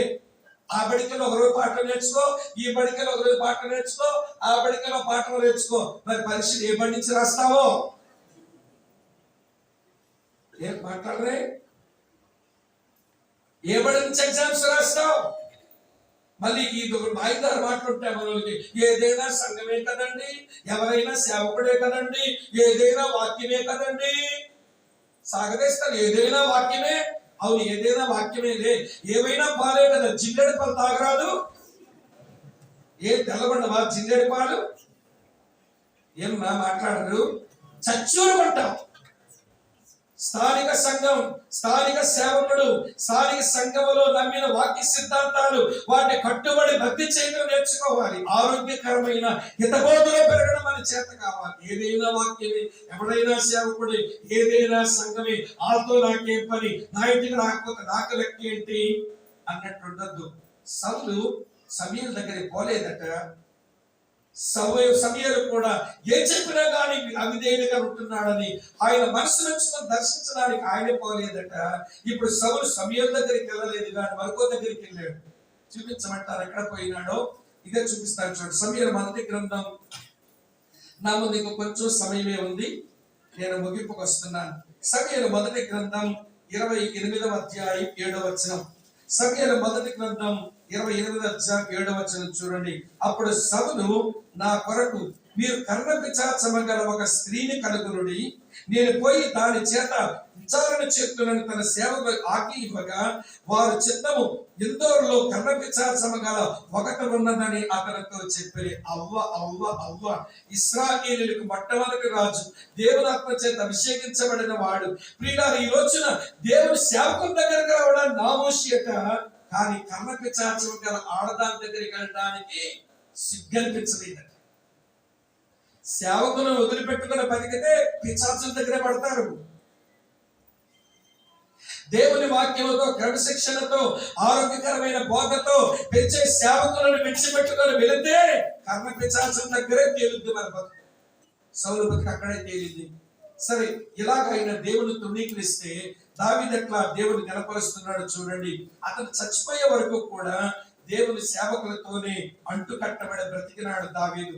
చదువుతున్న రాజుల మొదటి గ్రంథం చదువుతున్నాడు చూడండి. రెండవ అధ్యాయం క్షమించండి. రాజుల మొదటి గ్రంథం నేను చదువుతున్నాను. క్షమించిన మొదటి అధ్యాయం ఇలా రాసి ఉంది చూడండి. చదువుతున్నాను. రాజులు మొదటి గ్రంథం మొదటి అధ్యాయం 32వ వచనం. అప్పుడు రాజైన దావీదు యాజకుడైన సాదోకును ప్రవక్త అయిన నాతానును యెహోయాదా కుమారుడు బెనాయాను నా యొద్దకు పిలవమని సెలవీయగా వారు రాజు సన్నిధికి వచ్చి చచ్చే వరకు దేవుడు తనకిచ్చిన దేవుని సేవకులతో అంటుకట్టబడి ఉన్నాడు. వారిచ్చే హెచ్చరిక, నాతాను లాంటి వాడు ఆ పాపం చేసిన మనుషులు నీవే అని చెప్పగలిగినంత ఓపికగా ఉన్నాడు దావీదు. అమ్మా వింటున్నారా? దేవుని సేవకులతో కలిసి బ్రతికిన దావీదు దేవుని గణపరుస్తున్నాడు. దేవుని సేవకులతో అంటి పట్టుకుని ఉండక ఎవడి విదిలించుకొని వెళ్ళిపోయిన సౌలు దేవుని తృణీకరిస్తున్నాడు. సరే, ఇప్పుడు నీ మాట ఏంటి? అమ్మా ఒక మాట చెప్తాను వినండి. దేవుని ఆత్మతో సంబంధం ఉండి బతికితే వివేచన వస్తుంది.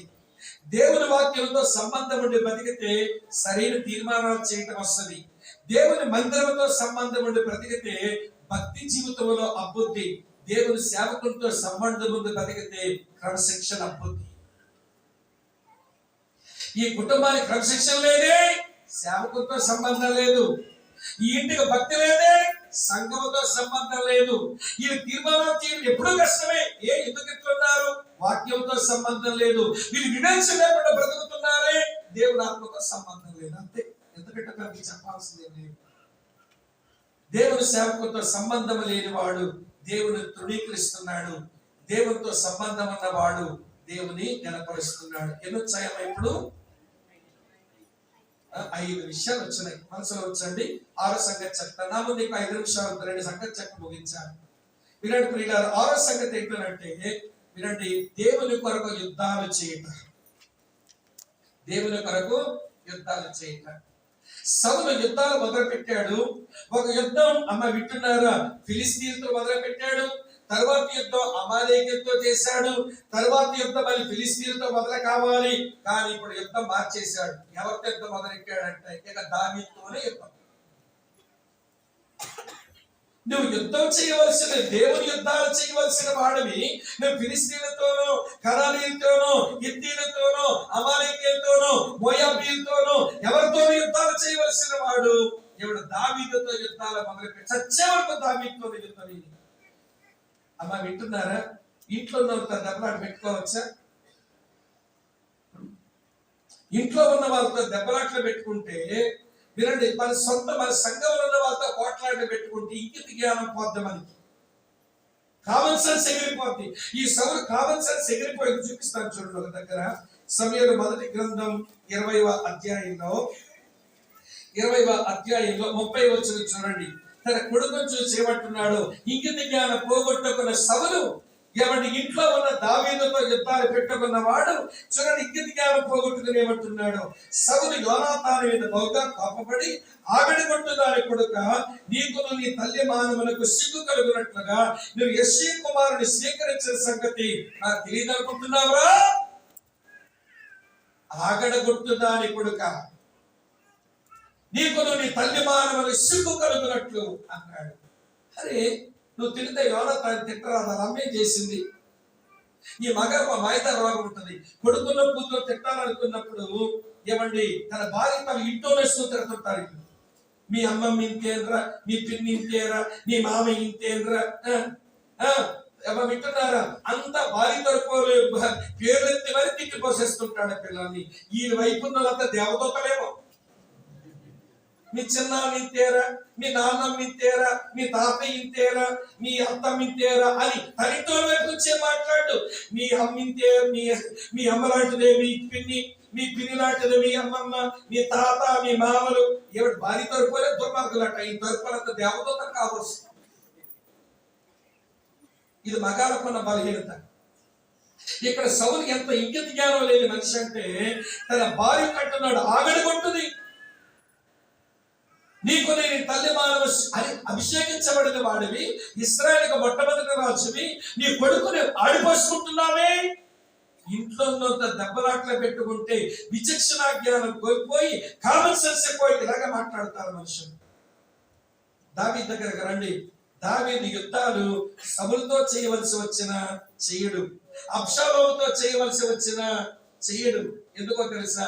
ఇంట్లో యుద్ధం ఏంటండి, నేను దేవుని యుద్ధాలు చేయవలసిన వాడను. దేవుడు దావీదు జీవితం నిండా ఎన్నైతే యుద్ధాలు ఉన్నాయో అన్ని యుద్ధాలు కూడా దేవుని యుద్ధాలే, దేవుని పోరాటాలే చేశాడు, సొంత పోరాటాలు చేయలేదు. ఇప్పుడు చెప్తాను నేను, ఇప్పుడు మన యుద్ధాలు ఎవరితో? ఇక్కడ ఉన్నారా లేదా? ఇంట్లో ఉన్న వాళ్ళతో యుద్ధం, మందిరంలో ఉన్న సహోదర సహోదరులతో యుద్ధం. ఓ సిస్టర్ గారిని అడిగాను, ఏంటమ్మా మీరు ఒక్కరే వచ్చారు, ఆంటీ మీతో పాటు వచ్చేది కదా, ఆంటీ రాలేదే చర్చికి అంటే ఇవి అంటుంది, అత్త రాక్షస సంగత నన్ను అడగనియా అంటుంది. మీరు అత్త ఏంటమ్మా? రాక్షస. అలాగో నేనందరూ అడుగుతుంటాను చర్చికి వచ్చేటోళ్ళందరినీ పలకరించి ఆ కష్టకాలు విందామని. ఒకసారి ఒక ముస్లింని అడిగాను, ఏంటంటే మీరు ఒక్కరే వెళ్తున్నారు, మీ కోడలతో వెళ్ళిపోలేకపోయారా? బాబు ఆ కోడలు కుక్క సంగత గద్దె వెళ్తానని. కోడలు విడి కుక్క అంట, అత్తే ఆవిడికి రాక్షస అంట. వీళ్ళిద్దరు వచ్చి ఇక్కడ ప్రభరాత్రి భోజన సంస్కారం రొట్టెలంట రసం పంపుతారు. చిన్న రొట్టె ముక్క, చిన్న ద్రాక్ష రసపు చుక్క మనకు చుక్కలు చూపిస్తాయని మర్చిపోయి ఇంట్లో యుద్ధాలు పెట్టేసుకొని ఇక్కడ వచ్చి బలడు పాలు పంపులు పొందుతాం. వింటున్నారా లేదా? తర్వాత చర్చలు మన పోట్లాట ఏంటండి? ఆమెలో దేవుడు ఉన్నాడు, ఆ సహోదరిలో దేవుడు ఉన్నాడు, వారు దేవుని దేవాలయాలయ్యారు. నేను దేవుని దేవాలయాన్ని వారితో నేను పోట్లాడుకోవడం ఏంటి, వారితో శత్రుత్వం ఏంటి అని ఆలోచించవలసింది పోయి, బ్రదర్ మీరు ఎన్నన్నా చెప్పండి బ్రదర్, ఆడి ముఖం చూస్తే తెలుగులు పైకేస్తాయి బ్రదర్. ఏమొచ్చేస్తాయంటే ఇతని మీదకి అటు కుట్టించుకొని సావరాదు ఆ విషయం పట్టి. తెలుగు పైకేస్తాడు, ఆడ ముఖమే చూడట. ఒక ఆయన అంటాడు, బ్రదర్ మీరు ఎన్నన్నా చెప్పండి బ్రదర్, నేను ఆడు ఉండే దగ్గర ఉండాలండి అన్నాడు. సంగస్తుడే ఆడు ఉండే దగ్గర నేను ఉండాలి బ్రదర్ అన్నాడు. నేను పుస్తకమని ఉన్నాను, ఆయన పరలోకంలో ఉంటాడు, మీరు ఎక్కడ ఉంటారు? ఆడు ఉండే దగ్గర ఉండాలి బ్రదర్. ఏమిటండి బిట్టర్నెస్ ఇలాగా? ఏంటి చేదు? వద్దు ప్రియులారా, మన ఇంట్లో ఉన్న వాళ్ళతో మాట్లాడుకునే మనుషులం అయితే విచక్షణ జ్ఞానం కోల్పోయి, మన సహజ బుద్ధిని కోల్పోయి మనం పాడైపోతాం సౌలులాగా. కాబట్టి వినండి, మనం చేయాల్సిన యుద్ధం చేయగలిగితే లోకంతో పోరాడదాం, సాతానుతో పోరాడదాం, మన శరీర స్వభావంతో పోరాడదాం, పరిశుద్ధంగా దేవుని కొరకు జీవించుదాం. అయిపోయినా ఇంకా సమయం లేదు కాబట్టి వివరించలేకపోతున్నాను. దేవుని యుద్ధాలు చేసిన దావీదు దేవుని గణపరిచిన వాడు, మనుషులతో యుద్ధాలు చేసిన వాడు, ఇంట్లో యుద్ధం చేసిన సౌలు దేవుని తృణీకరించిన వాడు. అయిపోయింది. చివరి మాట చెప్పి ముగించేస్తాను ప్రియులారా. 7వ సంగతి దినవృత్తాంతాల గ్రంథంలో ఒక వచనంలో చూపి, ఇద్దరికి ఒకటే వచనం. దినవృత్తాంతముల మొదటి గ్రంథం నేను చదువుతున్నాను చూడండి, 13వ అధ్యాయం 3వ వచనం. దినవృత్తాంతముల మొదటి గ్రంథం 13:3 చూడండి. మనము దేవుని మందస్సమును మరలా మన యొద్దకు కొంచెం వస్తామరండి, సౌలు తిరుమలలో దాని యొక్క మన విచారణ చేయకయే ఉంటేవి. దేవుని పనుల మీద శ్రద్ధ. సౌలు రాజైనాడు గాని దేవుని మందస్సం ఎక్కడుందో ఆ మందస్సం దగ్గర ప్రార్థన చేసుకోవడం ఏంటో వీళ్ళనివేమీ పట్టింపులేవు. కానీ దావీదు ఎప్పుడైతే రాజైనాడో, రండి నిబంధన మందస్సం తెద్దాం, ఆ మందస్సం దగ్గర దేవుని యొక్క మనం విచారం చేసుకోవచ్చని దేవుని పనుల మీద శ్రద్ధ కలిగిన వాడు అయినాడు. దేవుని పనుల మీద శ్రద్ధ లేని వాడు దేవుని తృణీకరించేవాడు. దేవుని పనుల మీద శ్రద్ధ ఉన్నవారు దేవుని గణపరచువారు. రండి, నా సందేశం అంతా ఒక్కసారి మీ ముందు పెడతాను. నన్ను గణపరచువారిని నేను గణపరచెదను, నన్ను తృణీకరించేవారు తృణీకారము పొందుదురు. దేవుని చిత్తము చేయటంలో ఒకరు గణపరిచారు, ఒకరు తృణీకరించారు. దావీదు సౌలులో దేవుని సమయాల కొరకు వేచి ఉండడం. దావీదు గణపరిచాడు, సౌలు తృణీకరించినాడు. దేవునికి విధేయత చూపడం, దావీదు గణపరిచాడు, సౌలు తృణీకరించాడు. దేవుని మహిమపరచడం, దావీదు దేవుని గణపరిచాడు, సౌలు తృణీకరించినాడు. దేవుని సేవకు అడ్డు పెట్టుకునడం, దావీదు గణపరిచినాడు, సౌలు తృణీకరించినాడు. దేవుని యుద్ధాలు చేయడం, దావీదు దేవుని గణపరిచినాడు, సౌలు ఆ విషయంలో కూడా దేవుని తృణీకరించినాడు. దేవుని పనుల మీద శ్రద్ధలో దావీదు దేవుని గణపరిచాడు, సౌలు తృణీకరించాడు. ఒక మాట చెప్తాను, ఇప్పుడు దేవుని నియమం పాటించాలిగా. దేవుడు నన్ను తృణీకరించే వారిని ఏం చేయాలైనా తృణీకారం పొందేలా చేయాలి. బైబిల్లో ఎవరి గురించి ఇలాంటి మాట రాయబడలేదు, సౌలు విషయమే రాయబడింది. అది చాలా విచారకరమైన వచ్చిన బైబిల్లో. అదేంటో తెలుసా? సౌలుకు నా కృపను దూరం చేస్తున్నాను. The saddest verse in the Bible. ఒక విచారకరమైన వచనం అది. కృపే దూరమైపోతే ఏముందండి వాళ్ళ బ్రతుకులకి? దేవుడు అంటున్నాడు, సౌలుకు నా కృపను దూరం చేస్తున్నా. అది తృణీకారం పొందడం అంటే. దావీదు దగ్గరకు వచ్చేసరికి వినండి, ఆ దేవుడే శరీరముతో దావీదు వంశములో పుట్టి ఏమని పిలవబడ్డాడు? ఆయన దావీదు కుమారుడని పిలవబడ్డాడు. మీరు ప్రకటన గ్రంథం 5వ అధ్యాయం చూడండి. పరలోకమంతా యేసును ఆరాధిస్తున్నప్పుడు దావీదుకు వేరు చిగురైన యోధా గోత్రపు సింహం అయిన వధించబడిన గొర్రె పిల్ల యోగ్యుడు అని పరలోకమంతా ఆరాధిస్తుంటే పరలోకపు ఆరాధనలో దావీదు పేరు ప్రస్తావనకు వచ్చింది. కారణంతో తెలుసా? దేవుడు అయినంతగా చెప్పండి, సింహాసనం ఇచ్చాడు, సైన్యం ఇచ్చాడు, సంతపురం ఇచ్చాడు, బార్కి, ఇవన్నీ వదిలేయండి, ఇవన్నీ ఇస్తాడు దేవుడు. ఎందుకంటే పరలోకంలో యేసు ఆరాధించబడుతున్న ఆ క్రమంలో దావీదు పేరు ప్రస్తావనలో నిలబడింది. చూశారు, అది దేవుడు ఏమంటే దావీదును గణపరచడం. ప్రియమైన అక్క, చెల్లి, తమ్ముడు అన్న, దేవుడి నియమం పెట్టుకున్నాడు. అది పద్ధతి కాదు, దేవుని పద్ధతి కాదు. ఇది పద్ధతులు అయితే మనుషులకి స్థలానికి సమయానికి మారిపోవచ్చు. కానీ ఇది నియమం. ఎవరికైనా ఎక్కడైనా ఎప్పుడైనా ఆ నియమం ఒకేలా పనిచేస్తుంది. ఆ నియమం ఏంటో తెలుసా? నన్ను గణపరిచే వారిని నేను గణపరుస్తాను, నన్ను తృణీకరించే వారు తృణీకారం పొందుతారు. ఈ 7 విషయాలలో మనం దేవుని గణపరిచే వారమా, దేవుని తృణీకరించే వాళ్ళము, వాక్య పెరుగులో మనకి తెలిసిపోయింది. మీ ఉద్యోగాలు తీసేస్తున్నాను, మళ్ళీ మామూలుగా ముంబై ఏమండి బైబుల్ బిలీవింగ్ బ్యాప్టిస్ట్ చర్చ్ విశ్వాసులుగా కూర్చోండి. మళ్ళీ జడ్జిని అనుకోకండి, ఇట్లా కొమ్ములు తీసేశారు మీ ఉద్యోగాలు. ఇప్పుడు పరీక్ష చేసుకుందాం. ఒక 2 అభిషక్తులు తీర్పు తీర్చాలి ఇవాళ మన మందిరంలో. 2 అభిషక్తులకు మనం తీర్పు ఆలోచన చేసాం. అరే, వాళ్ళకి తీర్పు తెచ్చే మనం తీర్పు తెచ్చుకోమా? వాళ్ళ లోపాలు ఎత్తి రాసుకున్నాం, వాళ్ళ లోపాలు ఎత్తి మాట్లాడుకున్నాం, మన లోపాలు పరీక్షించుకోమా? అసలు దేవుని చిత్తం చేస్తున్నానా? దేవుని సమయాల కొరకు వేచి ఉన్నానా? దేవునికి విధేయుడనేనా? దేవుని మహిమపరిచే మనిషినేనా? సేవకులు తట్టి పెట్టుకున్న విశ్వాసనేనా? దేవుని యుద్ధాలు చేసిన వాడనేనా? చివరకు దేవుని పనుల మీద శ్రద్ధ ఉన్న వ్యక్తినేనా? ప్రార్థన చేసుకుందాం. మోకరించే వెసులుబాటు ఉంటే మోకరించండి, తెల్లవచ్చండి. పైన కూర్చున్న వాళ్ళు అక్కడే కూర్చోవచ్చు, మందిరంలో కూర్చున్న వాళ్ళు అవకాశం ఉంది కనుక మోకరించే వెసులుబాటు ఉంది కనుక మోకరిస్తారా? శరీరం సహకరిస్తే ప్రార్థన చేసుకుందాం. ప్రభువా, ఇన్ని లేఖనాల వెలుగులో మేము నిన్ను గణపరచువారమో తృణీకరించేవారమో మేము పరీక్ష చేసుకుని విమర్శ చేసుకోవడానికి ఆ 2 అభిషక్తులు మా ముందు నిలబడ్డారు. ఈరోజు ఒక ఆయన దోషిలా కనబడుతున్నాడు, ఒక ఆయన నేను గణపరిచే యోధుడిగా మాకు కనబడుతున్నాడు. ప్రభా, మేమందరము దావీదుకు వలె నేను గణపరచున్నట్లుగా ఈ కృప మాకు ఇవ్వండి. సౌలుకు నా కృప దూరం చేస్తానన్నావు. మరొకరు ఎవరు ఆ వంశము నుంచి మరలా ఇశ్రాయేలీయులకు రాజు కాలేకపోయారు.